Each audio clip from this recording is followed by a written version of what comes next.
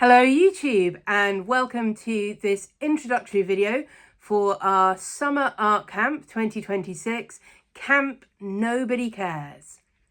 I'm Ros Clark. This is my channel here on YouTube, Ros Clark Craft. You can also find me at Instagram as Ros Clark Craft. I have a little Etsy shop and I also have a Facebook group, Ros Clark Craft. So do come and join me in one of those places as well if you'd like to see more of how I will be doing Camp Nobody Cares. So I'm super excited about this. I want to give a shout out first of all, somebody I don't follow on YouTube, but YouTube had shown me on the algorithms a couple of weeks ago. I think her channel is Journals for Breakfast, and I will certainly put a link in the description. She had set up her own summer camp at home, and I watched her video and I was like, I want to do that. I want to do that. Now, her circumstance is very different from mine. I think maybe she's retired. She has 3 months. She has, loads of time in the day, lots of big projects. And I was like, yeah, I do still have to work this summer. And, life is complicated at the moment. Could I set up summer camp in a way that works for me? And I thought about it. I'm like, I think I can.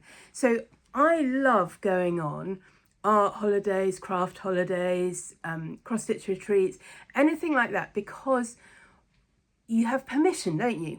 When you're there, you don't have to be worrying about doing the washing up, or, the garden needs sorting out, or the children need running around somewhere, or you really ought to go and visit your dad in the care home, or whatever it is. No. Or even work. No. Your priority when you're there is to have fun and make art. And I'm like, that's what I kind of want my summer camp to be, is giving myself permission to have fun and make art of whatever kind. So this is not an art camp full of rules.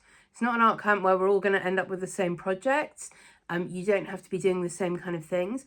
But I hope it is an art camp that will give you permission, whatever your schedule looks like this summer, to set aside some time and say, well, that's my art camp time.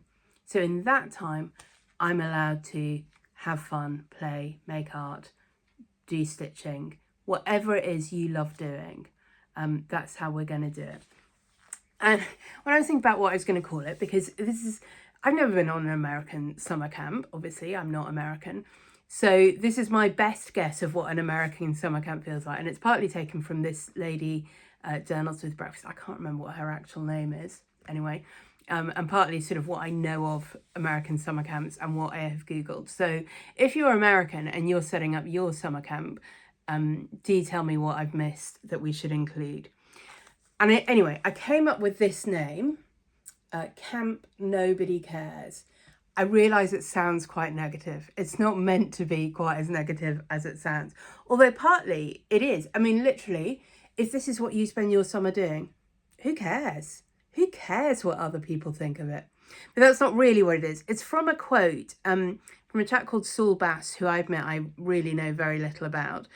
But you might have seen on my YouTube channel, I recently made my Patreon videos from a couple of years ago public. And one of them was a video just sort of wandering around Florence. And one of the things I saw there, leading into their, I think it's a creative arts college, something like that, there was a sort of little alley with all kinds of inspirational quotes. And this was the one that really struck me then, and really struck me again when I saw it again last week. I want to make beautiful things, even if nobody cares.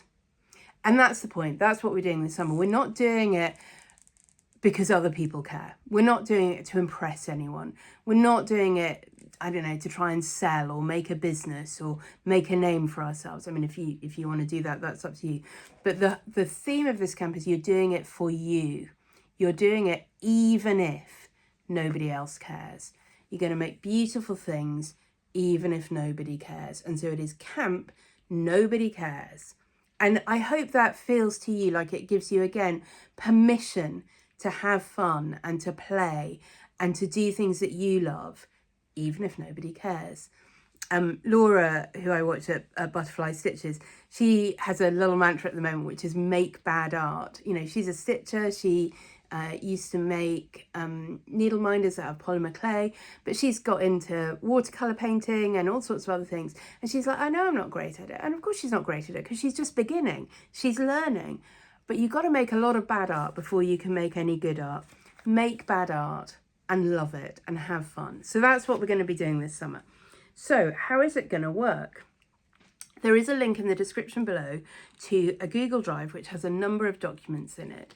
You are welcome to download and then edit those documents any way you want. Okay? Please don't, I don't think you can, but even if you can, please don't alter them on my Google Drive. They're not shared documents for, oh, we're all editing each other's. Just leave them as they are, download them, edit them any way you like. So we're going to have, this is where we're starting today. I hope this video is coming out on the 5th of July with our preparation weeks. So we're going to give ourselves 2 weeks pretty much to prepare, and camp proper is going to start on July the 18th. It's July the 18th, partly because I think that's the first day of school holidays in the UK, but also I have got pre-booked ages ago a half-day workshop that I'm doing on July the 18th, and I'm like, I want to include that in art camp because it's just a perfect thing for art camp. You do not have to do the dates that I'm doing. If you've only got a week this summer to do art camp, great. If you've got months but you've really only got an hour a week, great. You know, what I want you to do, part of what I want you to do in this preparation weeks, is to take a look at your diary over the next couple of months, however long you kind of think summer lasts for you, and work out when you are going to do art camp. Maybe that is going to be a little bit every day or a little bit every week. Maybe it's I'm setting aside a whole week and I'm going to give myself over to art camp. But I want you to think about how you can make space for art camp. You might need to make a physical space in your home. One of the things that's on my to-do list in the preparation weeks is I've got a very old, cheap IKEA table that I've been meaning to get rid of for ages. I'm going to get rid of that and I'm going to invest in a new, again, cheap IKEA desk that is going to be my art desk. You probably don't need to go and buy yourself a new desk in the next couple of weeks, but if you do, I mean, don't let me stop you. But I want you to think about making space. Where are you going to do your art camp? It might be that in your house, it is somewhere you're going to need to be able to tidy away, and that's fine. But think about how you can set it up in a way that's easy for you to get out and easy for you to tidy away. Make space in terms of your scheduling, like I say. Think about, well, what don't I need to prioritise this summer? What could I prioritise? If I were booked into an art camp that I paid money for and went elsewhere, where could I make time for that? Okay, well, can I make time for that without going anywhere and doing it at home? See what you can manage. And whatever you can manage, if it's more than you would have done otherwise, that's success, isn't it? We're going to set ourselves up in these preparation weeks to succeed. And we're going to measure success as I did more art and had more fun than I would have done if I hadn't participated in Camp Nobody Cares. That's it. That's success, is you did more art and had more fun than you would have done otherwise. And that'll look different for everybody. So like I say, in these couple of weeks, you're going to think about your physical space where you're going to work. You're going to think about your time space.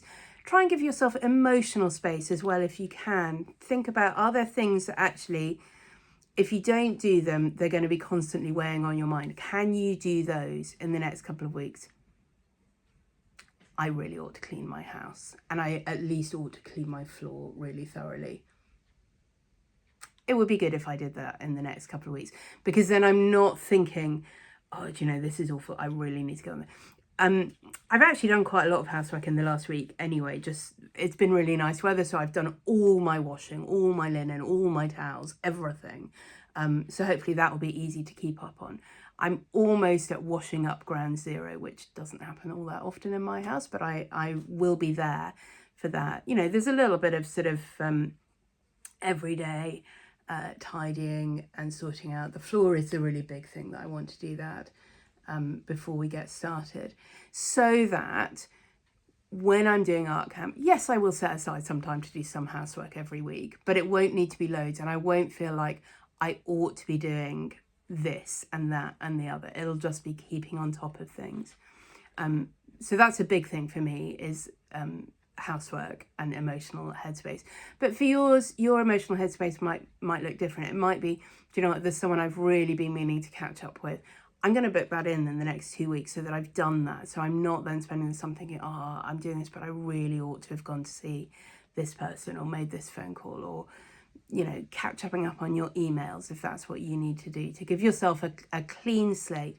Obviously, you know, life is life and who knows what's happening. And, you know, my dad is really quite unwell at this point, and there's a lot of unpredictability around that. Okay, well, I can't prepare for that, but I can prepare in other ways to give myself the best chance of succeeding.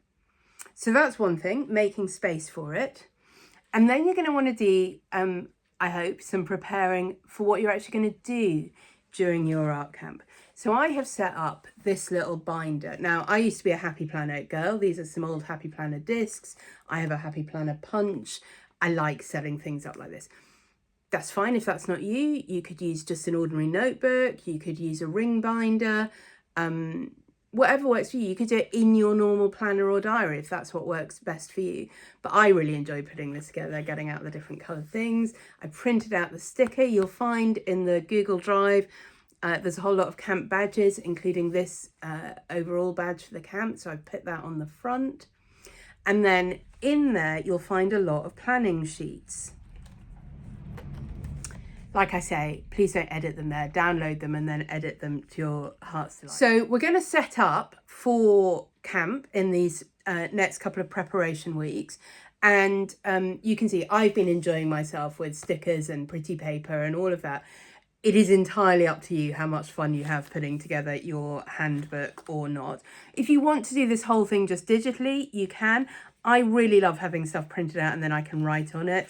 But you do what works for you. So first page I've got is my summer schedule.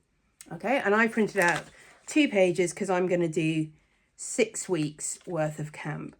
When you print them out from the, when you download them from the Google Drive, they are sort of A4 size or US letter size. And I have just changed the scaling on mine when I printed them. But you could definitely do that if you've got a big binder, do them on full size if you like to write bigger. You know, you can have as few or as many weeks as you want.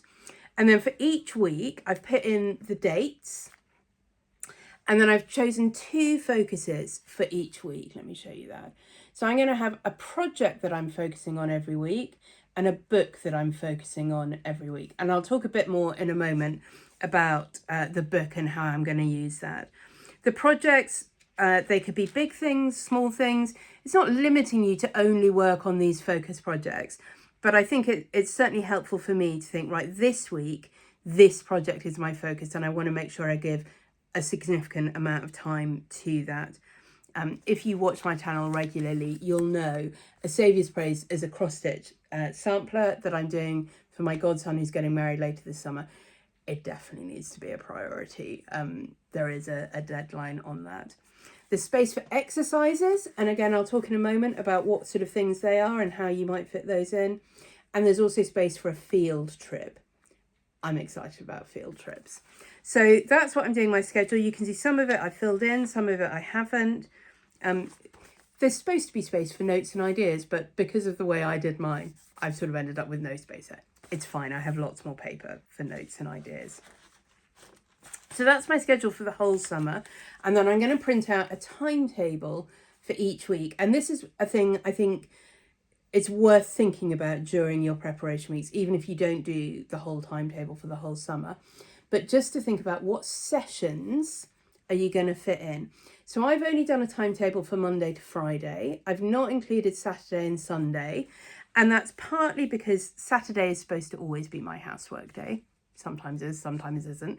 Sunday I go to church and quite often there's family stuff where I go and see my dad. But also there's quite a lot of flexibility in my weekends over the summer generally. And so I want to have the freedom there. You know, if I just needed to spend all my weekends doing A Saviour's Praise, I can. Or if I've got other projects I want to finish and work on, if I want to do some work in the garden, whatever it is, I'm like, I don't want to timetable every spare minute that I've got because then that's going to set me up for failure. because I'm going to have to do other things. So I've set up for Monday to Friday. I am working. I usually have Fridays off, but I think over this summer I'm going to work a shorter day, Monday to Friday, rather than a full day, Monday to Thursday. My work is pretty flexible in terms of when I have time, and particularly over the summer, there's a lot fewer sort of meetings and structured things. I can kind of do my hours when I want. So this is what I'm going to try. And I have just filled in the first section every day. I'm going to do it from 8 till 9, and I'm going to do morning pages. Now, morning pages, if you have not heard that expression before, it comes from The Artist's Way, which is a book by Julia Cameron. It's a kind of 12-week program, really helping you to get in touch with your inner creativity. And you work through quite a lot of psychological blocks, but you also do practical exercises and fun things. And I've worked through it 2 or 3 times now over the years, and I've always found it really transformative. Stuff seems to happen in life, but I think what really changes is my openness and attitude to life and where I'm thinking about it. Anyway, there are 2 core features in an artist's way. One is the artist state, which in summer art camp, everything's going to be an artist day, and certainly the field trips are going to be artist days. So I'm not building those in separately. But the other one is morning pages. And the idea is that pretty much the first thing you do in the morning is get out a notebook and write 3 pages. And you can write anything. Very often I'm doing a sort of brain dump. These are all the things that are on my mind that I need to remember, the things that I need to do, get that out of the way. Sometimes it's things I'm worried about. Sometimes it's things I'm excited about. Sometimes it's about art and creativity, but very often it's not. But just getting it all out there, whatever is in my mind, there is something really powerful about the way that frees you up for the day. I often combine mine with my daily devotion. So kind of what I'm writing is more or less a prayer. At that point, it's me talking to God, but I'm doing it, writing it down, and that's fine. He's interested in all of that. But you don't have to be that. If you're not someone who prays, if you're not someone who has that kind of faith, that's fine. Just doing the writing, really, I find transformative. And it really does help to do it right at the beginning of the day.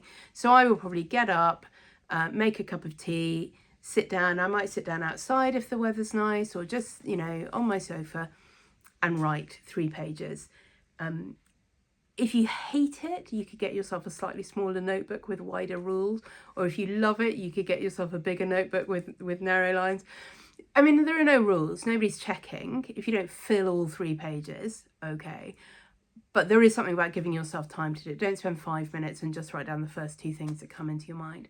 And she talks about, Julia Cameron, when she's doing it, if you can't think of anything else to write, you just write, I don't have anything to write, I don't have anything to write. And you just keep writing it over. And you can literally write anything, and in the process of writing, very often your mind unblocks and you end up writing what you really need to write.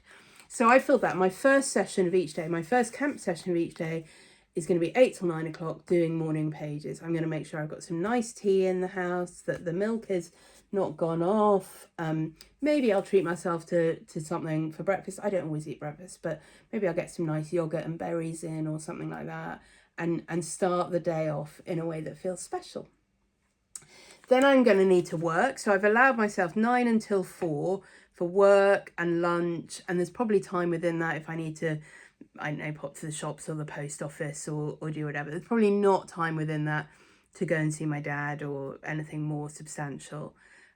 But like I say, my work is a bit flexible. I can move that around if I need to. But I only work 30 hours. So I only need to fit in 6 hours work each day, so 9 till 4 feels like a reasonable amount for that. So then my next art session is going to be 4 till 6, so that gives me 2 hours, and that will be project work or book work or exercises. As you see, I've not filled that in. I will probably fill that in like on a Sunday evening before each week, something like that. But I have worked out for the first week, my project focus is going to be A Saviour's Praise. My book focus is going to be a book called Material World. I've got a field trip in that first week. It's actually on the Saturday, which is why it's not timetabled in here. It's a monster making workshop. I'm quite excited about this. A local gallery. I haven't yet chosen my exercises. It's fine, I can fit those in. And then I'm going to give myself a couple of hours between 6 and 8 to have dinner, maybe do some housework, maybe phone my mum, you know, sort of life. I can probably squeeze in a trip to Tesco if I need to there, you know, and then 8 till 10, I'm definitely a night owl, so that works for me. I might well make that session longer if it's going well, but that again can be probably project focused, but might be book or exercises or whatever else. I haven't yet filled in, and I would love your suggestions. I kind of want a camp song for each week, something that I play not while I'm doing morning pages, but maybe while I'm making my tea before morning pages or at the start of each session, that's going to be like, right, you know, now I'm excited, now I'm ready to take on the world, you know, now I've got my creative juices buzzing. But I'm not really a music person, so yeah, if you've got good ideas for possible camp songs, let me know. Project list. So I think it's a good thing before you start the camp to do in your preparations, thinking about projects you might want to do. Now, I've allowed space for 12 projects and I've only filled in 4. And that's because I'm pretty sure more things will come as I do some of the book work, maybe some of the exercises. I will definitely want to do more things. Big things I know I want to do. I've talked about Saviour's Praise. I've just recently bought a bag making pattern. I really want to do some bag making this summer, so I put that on there. The wedding that the sampler is for, I also want to make my dress for the wedding, so I put that on here. I recently did an art course making concertina sketchbooks. I loved it. I want to make one inspired by the farm where I live, so I put that in there. And I put space for materials, particularly if there's any materials you need to get. I don't really need anything for a Saviour's Praise. I've got most of what I need for the bag. I think I probably need some interfacing and I need to look for outer fabrics, but I'm pretty sure I've got them. For the dress, I've got most things, but I need a zip and I need some horsehair braid. I've got everything I'll need for the sketchbook, I think. So, but make a note of that and then tick if it's begun. So I have begun the sampler. I'm halfway through. And a tick when it's complete. So project list. And like I say, you can change, you can add, you can have as many as you want, as few as you want. Maybe you just want to do one big project all summer. Great, include that. And obviously, depends slightly how long you've got to commit to art camp, how many things you might work on. Now, books. Book list. So for me, this is going to be quite an important part, I think, of Camp Nobody Cares. I have quite an extensive library of art and craft books. Some of which I spent very, very little time with. And so one of the things I thought, how do I do summer art camp at home in a way that I'm not providing all the input for it? Well, that's what those books are for. You could also look on the internet, you could sign up for an online class. There's all sorts of ways you could have that. But I was like, actually, I have these books because I'm interested in them. I want to do that. So what I'm going to do, I'm going to pick a book for every week. And I've actually been through and picked, well, 7. I was going to say 6, but I've picked 7 that I'm going to try and focus on. And, you know, they can change over the summer. I don't have to stick with these ones. There might be one that I think, actually, I want to spend 2 weeks with that. It was so helpful. And others that I get to the end of the first day, I'm like, actually, I'm not really inspired by that at the moment. I'm going to pick something different. But I've been through it. And what my plan is, so let me show you. This is one. Drawn to Stitch. There are different kinds of books. So some of this, I will probably want to sit and read through this.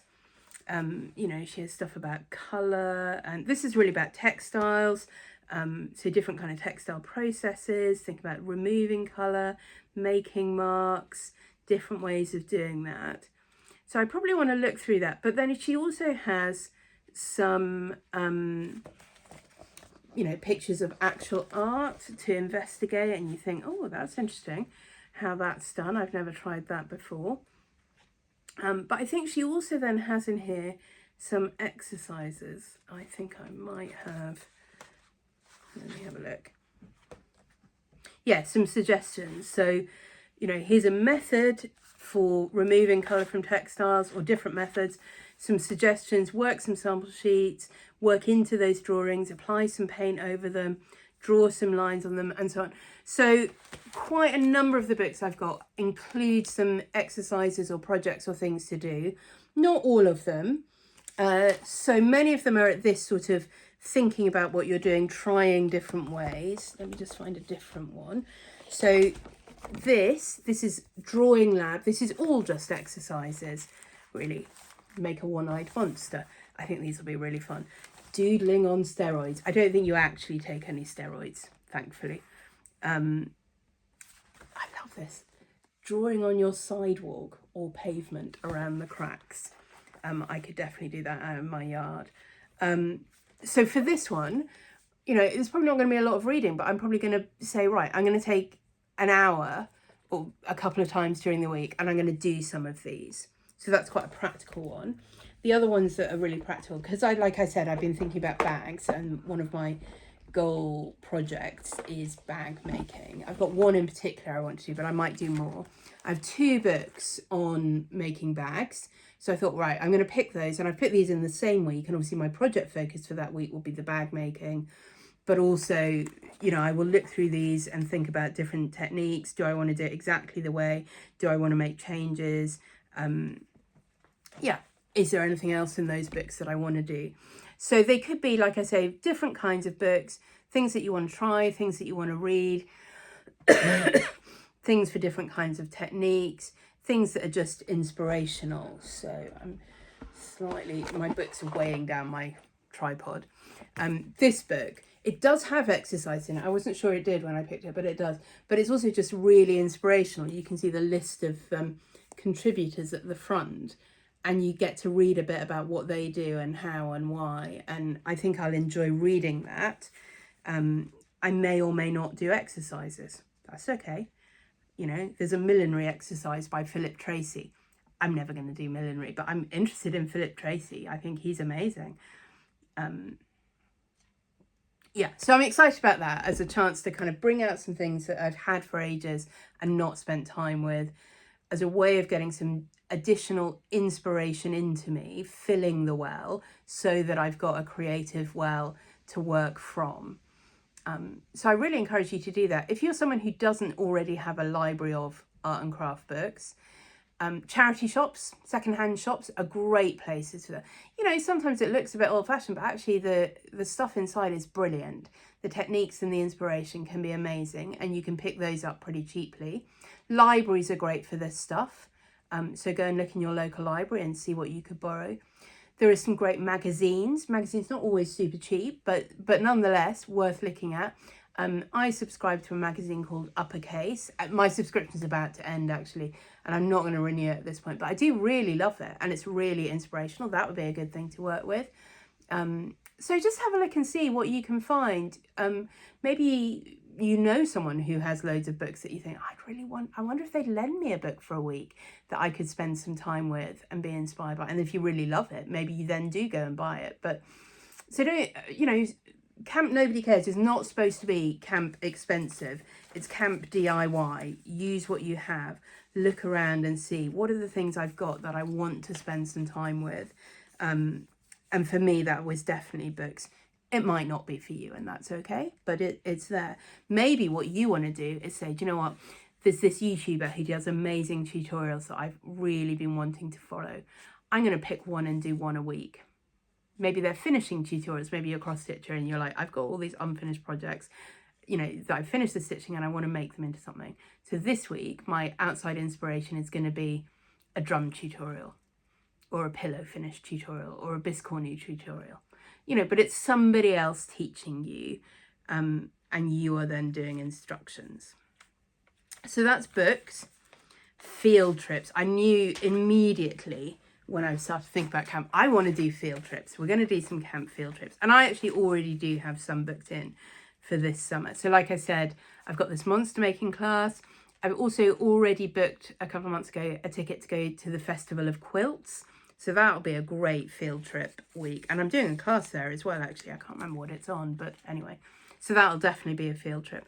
They do not have to be classes, but they can be.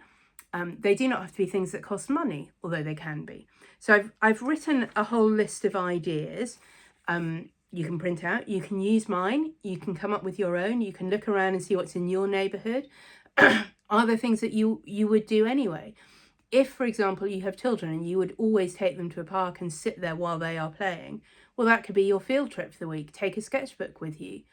You know, do an observation walk. So I've put go for a walk, take a sketchbook or notebook with you. Every 10 minutes, stop and record what you can see, hear, smell or feel. Take at least an hour over it. Doesn't have to cost you any money. If you haven't got an hour, okay, do it in half an hour. Visit a forest, mountain or beach and take your shoes off for a while. I really want to do that one. Interview a child. You might go to a concert or a play or an art gallery. Go somewhere new, eat something new, listen to a song that is new. Go to a craft market or shop and find something you're inspired to try making. What I mean by that is not, oh, there's a kit for something or instructions for something. What I mean is there's something somebody else has made.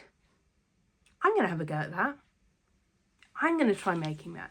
So not being inspired by craft materials, but being inspired by an art or craft project that somebody else has done.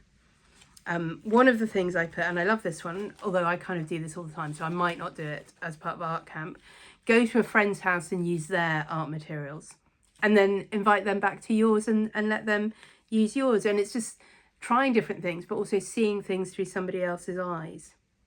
I really love this one. Look up some local children's art activities and see if you can go and do one. You have to be a little bit careful, obviously. If you don't have a child with you, they sometimes complain, but not always. I was recently at an art gallery that had sort of stations set up for children to do interactive things. But they didn't say children and nobody was policing it. So I sat down and did them and it was great. So anyway, there's a number of things there and I've suggested you put together a little field trip kit. Just simple things, a notebook, a sketchbook, pen, pencil. I always like to take scissors, glue, small bag for collecting things that you're inspired by, whatever it is. Like I say, with all these things, you can plan and adapt as you go, but it's really worth, I think, for field trips, thinking a little bit about them in advance in case it's something you might want to book. You know, if you're planning to go somewhere, you might not need to book the activity, but you might need to make arrangements to make sure you're free to be able to go. So plan your field trips. I'm going to try for one a week. It's okay if you don't manage it. It's okay. Maybe you just manage one over the summer. Great. And then finally, exercises. And I've put a couple of pages that you can print and cut out with little suggestions of short exercises to get you in a creative frame of mind. Feel free to get rid of any that you just think, yeah, that's not going to be for me. Add in others that you think of. These are not exhaustive by any means. But they're meant to be relatively short, 5-10 minute things that you might do at the start of a session to get you going. So take a sheet of paper and draw a frame around the edge. Inside, draw, write or collage a picture of your inner child. Have fun. Quite excited about that one. Make a list of 10 books you want to read or 10 films you want to watch. When are you going to do it? Put on a fun song and dance to it as if nobody is watching, even if they are. Oh, I might need to do this one. And I might need to do this one in my prep weeks. Get out all that you have of one kind of art supply, craft supply, and organise it. You can declutter it. You can keep it all. At the end, are you inspired to use it? Oh, I definitely want to do this one. Set a tray with a beautiful mug or cup, a notebook and pen, perhaps some flowers or a candle. For as long as it takes to drink, don't do anything else. Is that focusing? No, it's not going to focus, is it? At the end, let me see if I can make this actually focus. Anyway, at the end, no, anyway, at the end you can make notes if you want, but you don't have to. I kind of love that one. Take your phone out for a walk. Find 10 pictures with interesting colours, shapes or textures. Pick some flowers. Doesn't matter if other people call them weeds. Put them in a vase. Pick up a book. Make a list of 10 words that you like the sounds of. Make them into haikus. Visit a charity shop or a dollar store. Spend less than £5 or $5 on something that makes you smile. And so on. So you can see you know, you can either just put these in a jar, and I might do that to some extent, just put them in a jar and put them at random. But some of them you might need a little bit of planning around. You know, you're not always going to be near a charity shop, but the next time you are, you think, oh, I'm going to do that exercise.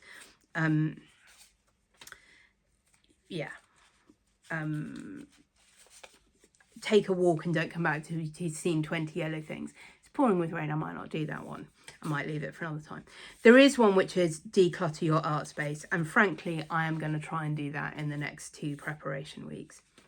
Rearrange an area in your home to be more beautiful or inspiring.